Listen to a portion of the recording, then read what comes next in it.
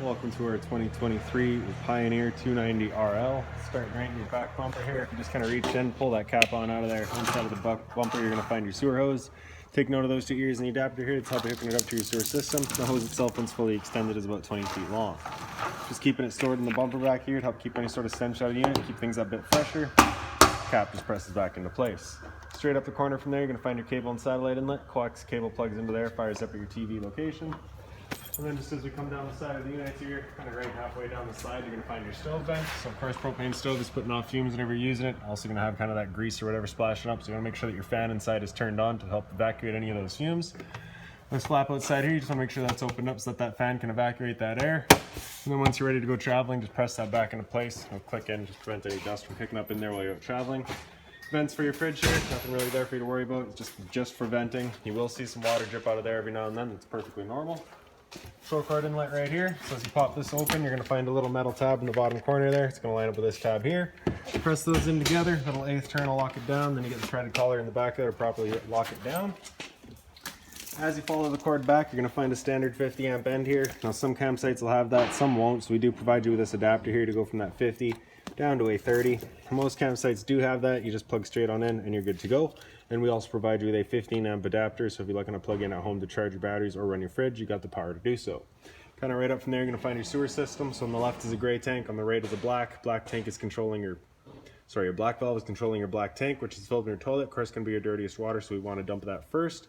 Once that's done, you can then come to the gray. Gray tank is going to be filled from your sinks as well as your shower. Typically cleaner water, we just dump that last to help keep that sewer hose as clean as possible. Exhaust for your furnace right here, so just make sure it's not blocked off. It will get hot. Black tank flush is right beside it, so you may notice over time after having gone and dumped your black tank, your monitor panel is still reading a third or 2/3, whatever it may be. Typically just some debris inside of the tank hanging between the probes. So what you do is you take your water hose, plug it into there, open up that black valve, and that'll just flush out that tank for you. Exterior shower here, so you just got that little slider, you pop that down, hot and cold water, standard head and hose, about 3 feet long, right? So if the dog's out getting muddy, you can spray them off where he goes inside. Once you're done, just locking it back down and clicking it back into place. City water inlet right down underneath it. Water hose plugs into there, turn on the water, and that'll pressurize the lines throughout the unit. Right underneath it is your freshwater tank fill. Same water hose will plug into there, turn on the water, and that fills up your freshwater tank. The drain for that tank is just this long line right in the back here. You open that up, just drains itself out. The two shorter lines here are low point drains. You open those up and allows the water system to drain itself out. So if you're leaving the unit for a while or you're getting ready to winterize it, you just want to drain all that water out before you go. Hot water tank here, so just get that keyway, you're going to line that up and you can pop it on open. All your controls for turning this guy on are just inside the unit. Before we turn it on though, we just want to hit this relief valve right there. You should get that little bit of water coming out. If you're not getting any water coming out of there, there is a chance that it's empty and you do run the risk of burning out your elements, so just make sure it's full before firing it up. Once you're done, just lock it the keyway. To the front of the unit, you get this black box here. It's your battery box right there, so as long as you plug it into that short cord in the back or your 7-inch your tow vehicle, your battery will be charging. These knobs, if you loosen them off, push them back, you get access to your propane tanks. For the video, pull it right off and I can show you your changeover in the back here. So we're currently pointing to this tank, so as we open that up, you'll see the changeover then goes green, letting us know we've got propane in the system. If it were to go red, it's just letting you know you no longer have any propane. At that point, just close off this tank, flip the changeover to the other side, run off of this tank while you get the other one filled. Right. In front's power tongue jack, so on the left you get a light switch, on the right down is up and up is down. Other end here we get your storage compartment. So as you open this up, you get a little finger latch on the side there, holds it open for you. Inside of here you'll find your water hose. Inside of the water hose you're going to find your park adapter, so your 30 amp to there, 15 to a standard outlet. This jack right here will be for all of your stabilizer jacks, and the big one right there will be for them as well, or for your slide out override. Stabilizers are just on their switches here, so you got to press and hold extend, and they'll come their way down. So you'll notice here that they equalize. They're not going to level the unit, they're just going to kind of stabilize it. So as they come down and contact the ground, we'll hear a bit of a load on the motor. So once you hear that, you're going to stop. If you're to continue extending, you can actually strip the gear pack right out of that motor, which of course you don't want to be doing. Once you're done, you're just pressing and holding the track until they come up all the way. And then they just stop automatically once they're stored.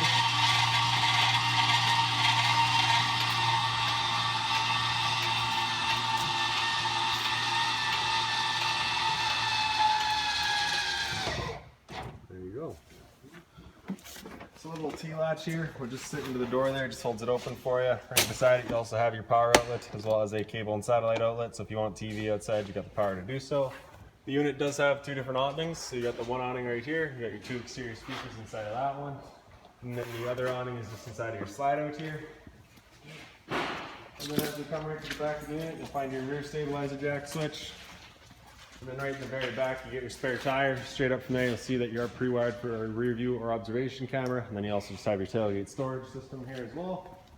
So as you come inside, I'm just going to point out your steps here. So just the way that they swing out, I don't quite have enough room for them to work today. But basically all you'd be doing is you'd be opening up your door. You'd see this side right here. You'd be pulling this blue handle in towards the center to unlatch it. They just swing on down, contact the ground. This little tab there, if you push that in, you can extend or retract your legs just based on your campsite needs. For your assist handle, you just pop that up in 90 degrees, it'll fall into place, then you open up your door. Like I pointed out earlier, you have that handle in the back that will hold it open for you. As you come inside, right on the left there, you get your fire extinguisher. That's standard, pull the pin, point and shoot. Up the wall on the opposite side from there. These two switches right here are going to be for your awning lights. So press those on, does the little awning strips underneath, or the LED strips underneath your awnings. The light switch right beside it is all of your interior lights. Straight up above that, you get your two slide out switches. So you're going to press and hold out, and those slides will make their way out. Now just with this one slide here, again, I'm kind of limited for space here, so we're not going to get that out all the way, but the other one should go out all the way. Once they are fully extended, you're going to hear some clicks in the motors, and I guess know they've reached their stall, so we'll hear that right away here. Alright, so that's the far slide. This close one here, we're just going to leave right about there. And straight up above your slide out switches, we've got your awning switches. Press and hold extend, and the awnings make their way out. So you can see the one right by the door here is going to do that slide out awning in the back. So just because of room, I'm going to bring that right back in. The one up front, same idea. Press and hold extend, it'll make its way out. The two awnings work the exact same as each other. So once this awning's out all the way, we'll see a little black flap come down as well as the black of the metal tube. Once you see that, you're going to stop. If you're to continue extending, it can actually wind itself up backwards, in which case your fabric would be underneath the tube, allowing it to then hold water, accelerating growth of mold and mildew. So that was our flap. It's just a little sticky today, so let me bring it back in. That should undo it. There it goes. And there's the tube, so we'll stop right there. Now if it were to start raining, it's of course going to hold some water anyways. So what you can do is grab either arm, front or rear, just pull straight down on it. And you can see that changes the pitch of the awning out at the head, allowing water to then run off. Now again, your back awning will work the exact same way. Before you bring the awnings in though, you want to make sure that these arms are back out straight and fully extended, just so you're not running the risk of bending them. Then you can press and hold or retract, and the awning will make its way back in. Again, you're just watching to make sure that your fabric stays over top of the tube. And the last thing to keep in mind with your awning is it does catch a lot of wind. So once you get up to about 15-20 kilometers an hour wind, you want to bring it back in, again, just so you're not running the risk of bending your awnings.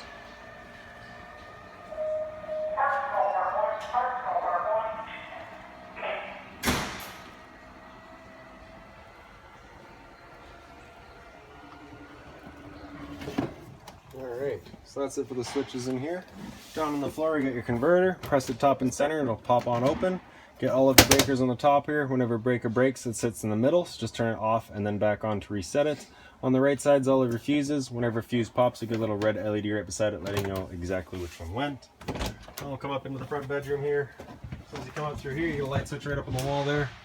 Blinds throughout the unit, just kind of sit where you leave them. They're all on a tension system. In your closet space here, you just open that up, and you do also have CPAP access. So you do have that little light there with a USB charger on it, as well as a power outlet there on the side. If you pick up the foot of your bed, you do get access to your front storage compartment there as well. And then just on the far side here, you get a bit more open storage up top, as well as some closet space here.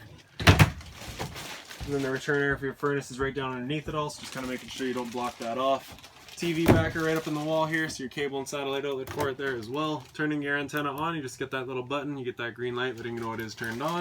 And then into your fan, or your roof vent here, you just turn that knob to open it up. Back corner is a fan. For this window here, it is your emergency exit, so you're pulling this red tab to get rid of the screen. Take this handle here, throw it outside, hop on out. Same sort of blind right here. And the same sort of CPAP access here as well, with a little light. And lastly, just on this side, you've got your water pump and hot water tank access panel here. So you do have a screw in each corner. You pop that out of the way, you get access to your water pump as well as your hot water tank. Up in the head of the bed, just a little reading light there. So now we'll come up into the bathroom. in here, and over on the left is your light switches. The one on the left is your light, the one on the right is your ceiling fan. Same thing as the one up front there, just turn that knob to open it up.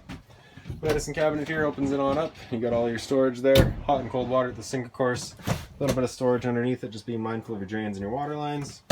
GFI protected outlets right beside it, test on the bottom, reset on top, so if you ever have outlets that don't work, it's the first thing you should check. Monitor panels beside that, you got your battery in the top left corner there. You can see we're currently 12.3, which is a charging voltage, 11.7 is fair, 11.2 is low. Fresh tank.